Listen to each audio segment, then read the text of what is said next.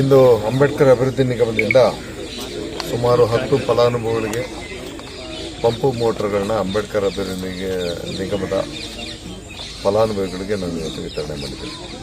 ಹಾಗೆ ನಮ್ಮ ಹಿಟ್ನಳ್ಳಿ ಗ್ರಾಮ ಪಂಚಾಯಿತಿ ಜವಾಬ್ದಾರಿನಲ್ಲಿ 15ನೇ ಹಣಕಾಸು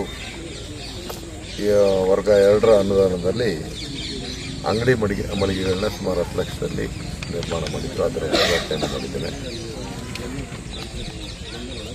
ಇಲ್ಲಿ ಏನು ತುರಿ ವೀರಪ್ಪನ ದೇವಸ್ಥಾನ ಇದೆ, ಇಲ್ಲೊಂದು ಕೊಳವನ್ನು ನಿರ್ಮಾಣ ಮಾಡೋದಕ್ಕೆ ಪಂಚಾಯಿತಿಯಿಂದ ತೀರ್ಮಾನ ಮಾಡಿದ ರೀತಿಯಲ್ಲಿ ಅದಕ್ಕೆ ಗುದ್ಲಿ ಪೂಜೆಯನ್ನು ಮಾಡಿದ್ದೇನೆ.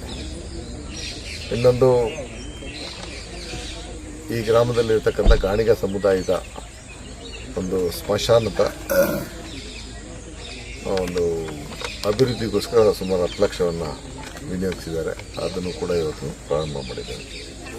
ಹಾಗೆ ಸರ್ಕಾರಿ ಹಿರಿಯ ಪ್ರಾಥಮಿಕ ಶಾಲೆ ಹಿಟ್ನಳ್ಳಿ ಕೊಪ್ಪಳದಲ್ಲಿ ಸುಮಾರು ಒಂದು 6.25 ಲಕ್ಷದ ಒಂದು ಅಡುಗೆ ಮನೆಯನ್ನು ಇವತ್ತು ನಿರ್ಮಾಣ ಮಾಡಿದ್ದೀವಿ. ಅದನ್ನು ಉದ್ಘಾಟನೆ ಮಾಡಿ ಈ ಹಿಟ್ನಳ್ಳಿ ಕೊಪ್ಪಳ ಅಂದರೆ ಮಾರಮ್ಮನ ಕೊಳದ ಕಲ್ಯಾಣಿ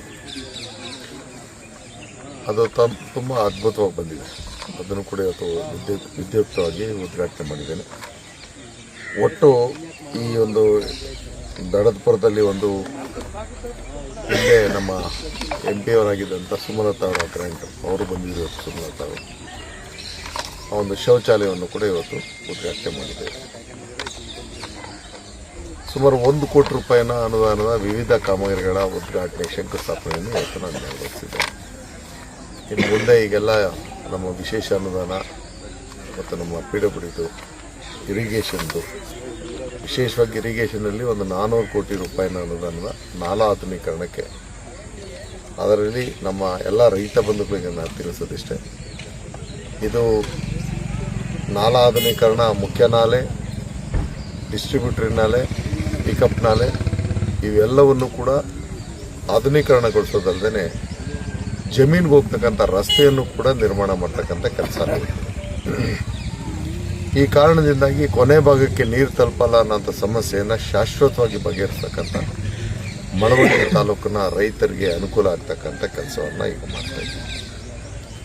ಪ್ರಮುಖವಾಗಿ ಈ ಬಾರಿ ನಮ್ಮ ರೈತರು ಇದಕ್ಕೆ ಸಹಕಾರವನ್ನು ನೀಡಬೇಕು.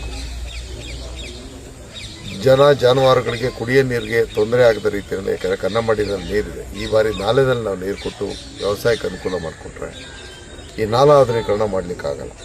ಅದಕ್ಕೋಸ್ಕರ ಎಲ್ಲರ ಸಹಕಾರದೊಂದಿಗೆ ಈ ಒಂದು ವಿಶೇಷವಾಗಿ ಅನುದಾನ ತಂದಿರತಕ್ಕಂಥದ್ದನ್ನು ಹಿಂದೆಂದೂ ಯಾವ ಸರ್ಕಾರನೂ ಕೊಡದೇ ಇರತಕ್ಕಂಥ ಅನುದಾನ ನಾನು ಪಡ್ಕೊಂಡು ಬಂದು ಕೆಲಸ ಮಾಡ್ತೀನಿ.